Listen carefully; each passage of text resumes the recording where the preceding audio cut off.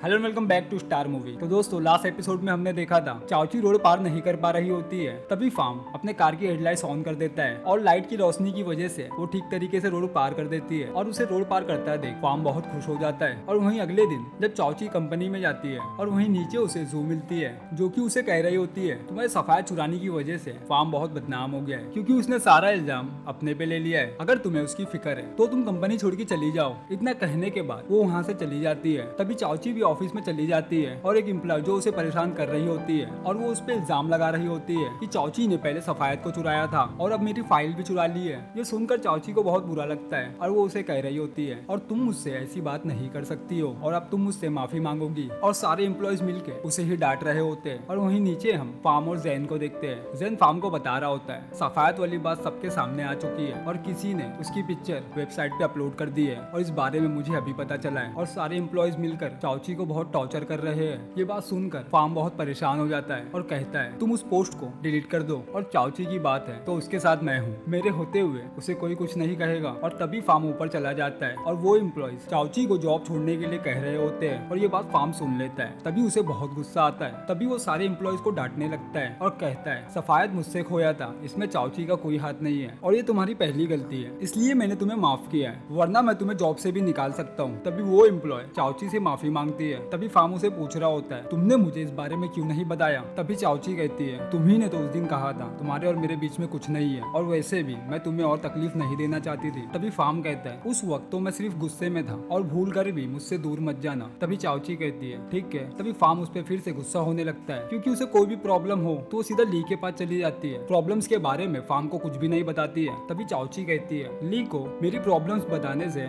मेरी प्रॉब्लम्स खत्म हो जाती है और ये सुनकर फार्म बहुत जेलस हो जाता है और गुस्से में उसे भगा देता है। तभी हम फार्म के पेरेंट्स को देखते हैं और उसी वक्त वहाँ पे अंकल आकर बता रहे होते हैं कि चाउची ने सफायत की चोरी की है और फार्म ने उसका इल्जाम अपने पे ले लिया है। और ये सुनने के बाद उसके डैड को उस पर बहुत गुस्सा आता है और वो फार्म को घर बुला लेते हैं और फार्म के घर आते ही वो उस पर बहुत गुस्सा हो रहे होते हैं और फार्म उनसे झूठ कहता है वो सिर्फ एक ह्यूमर है, लेकिन उसके डैड उसे निकालने के लिए कहते हैं। तभी फार्म कहता है मैं उसे नहीं निकाल सकता, हाँ लेकिन मैं उसे किसी और डिपार्टमेंट में ट्रांसफर कर सकता हूँ। और उसकी ये बात उसके डैड मान जाते हैं। और वहीं हम अगले दिन चाउची को देखते हैं जो कि नोटिस बोर्ड देख रही होती है और उसमें लिखा होता है चाउची को ली के डिपार्टमेंट में भेज दिया गया है। और वो ये देखकर बहुत गुस्से में आ जाती है और दौड़ती हुई फार्म के कैबिन में चली जाती है। और वहीं पे हम ली को भी देखते हैं और चाउची उससे पूछ रही होती है तुमने मेरा ट्रांसफर क्यों किया है। तभी फार्म उसे कहते हुए झूठ बोलता है कि तुम ली के साथ में ज्यादा रहती हो इसलिए। ये सुनकर चाउची उसे ट्रांसफर के लिए मना कर रही होती है और ली भी उसका साथ दे रहा होता है और फार्म उन दोनों की बात नहीं मानता। तभी चाउची गुस्से में ली के साथ चली जाती है। तभी ली उसे कहता है मैं तुम्हें बहुत अच्छा काम दूंगा। तभी ली उसे अपने कैबिन में ले जाकर सारे प्रोजेक्ट्स की फाइल दे रहा होता है और उन फाइल्स पे ली की सिग्नेचर्स करने के लिए कह रहा होता है क्योंकि ली जब भी उन फाइल को पढ़ता था तो उसे नींद आने लगती थी और चाउची उसकी बात मान जाती है और वो सिग्नेचर की प्रैक्टिस कर रही होती है। तभी उसके पास ली आकर उसे मीटिंग में ले जाता है और वहीं फार्म भी प्रोजेक्ट फाइल चेक कर रहा होता है। तभी बोर्ड का एक मेंबर बताने लगता है परफ्यूम वाला प्रोजेक्ट तो बंद कर दिया गया था तो इसे वापस कैसे ला सकते हैं। तभी जवाब में ली एक मौका मांग रहा होता है और गलत प्रोजेक्ट लाने की वजह से चाउची सारा इल्जाम खुद पे ले लेती है। तभी फार्म एक हफ्ते का टाइम देते हुए कहता है तुम्हें एक अच्छा सा सैंपल देना होगा। तभी ली चाउची को एक आइलैंड पे ले जाता है क्योंकि वहाँ पे एक परफ्यूम मेकर रहता है और इस बारे में फार्म को पता चल जाता है और वो भी उस आइलैंड की ओर निकल पड़ता है क्योंकि उनके आसपास के आइलैंड पे टाइफून आने वाला होता है और जैन उसे जाने से मना कर रहा होता है क्योंकि वहाँ जाने से फार्म की मेमोरी भी जा सकती है। और फार्म अपनी फिक्र ना करते हुए चाउची को बचाने के लिए जा रहा होता है। तभी हम ली और चाउची को आइलैंड पे देखते हैं और उन्हें अभी तक परफ्यूम मेकर नहीं मिला होता है और तभी वहाँ पे तेज हवाएं चलने लगती है और इसी वजह से चाउची को बहुत सर्दी लग गई थी। और ये देखने के बाद ली उसे पेड़ के पास आराम करने के लिए कहता है और खुद परफ्यूम मेकर को ढूंढने के लिए चला जाता है। और तभी चाउची पेड़ के पास जाकर बैठ जाती है और ठंड से कांप रही होती है। और तभी वहाँ पे फार्म आ जाता है और अपना जैकेट चाउची को देता है और कहता है तुम अपना ख्याल नहीं रख सकती ना, और सच में मैं तुम्हें बहुत पसंद करता हूँ। और तभी चाउची फार्म की चेस्ट को देखती है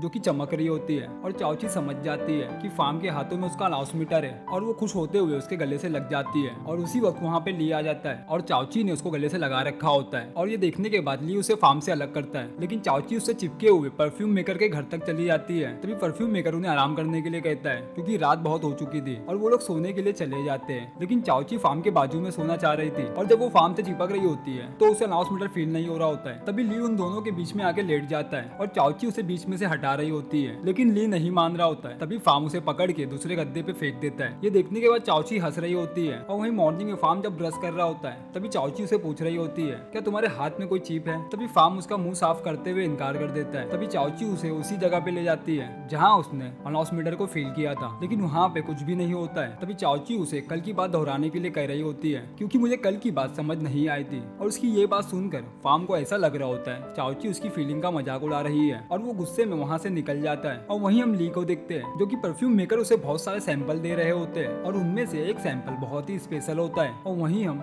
जू और एलन को एक रेस्टोरेंट में देखते हैं। एलन उसे लैपटॉप में फार्म और चाओची की मेमोरीज बता रहा होता है और उनकी बातों से हमें ये भी पता चलता है कि एलन ने फार्म का मेमोरी बैंक हैक कर लिया है और वो जब चाहे चाओची की यादों को डिलीट कर सकता है। तभी एलन उसे ये बताता है वो सभी फाइलें हैक नहीं कर पाया है और जो भी फाइल उसने हैक की है ये सिर्फ 1% ही डेटा है, क्योंकि बाकी डेटा फार्म ने लॉक कर रखा है और उसे हमें हैक करने के लिए उनके स्पेशल कंप्यूटर की मदद लेनी होगी। ये सुनने के बाद जू एलन पे बहुत गुस्सा करती है और दोनों मिलकर प्लान बना रहे होते हैं और इस प्लान के बारे में हमें नेक्स्ट एपिसोड में पता चलेगा। और वहीं फार्म और चाओची को हम घर जाता हुआ देखते हैं और चाओची को ऐसा लग रहा होता है अनाउंस मीटर हवा की वजह से एक्टिवेट हुआ था। तभी वो फार्म से कार की विंडो ओपन करने के लिए कहती है और जब विंडो से हवा अंदर आने लगती है तभी चाओची फार्म को चिपकने लगती है ताकि वो अनाउंस मीटर को फील कर सके। और यहीं पे ये एपिसोड खत्म हो जाता है। क्या चाओची अनाउंस मीटर का सिग्नल महसूस कर पाएगी? ये जानने के लिए मिलते हैं नेक्स्ट एपिसोड में। Thank you.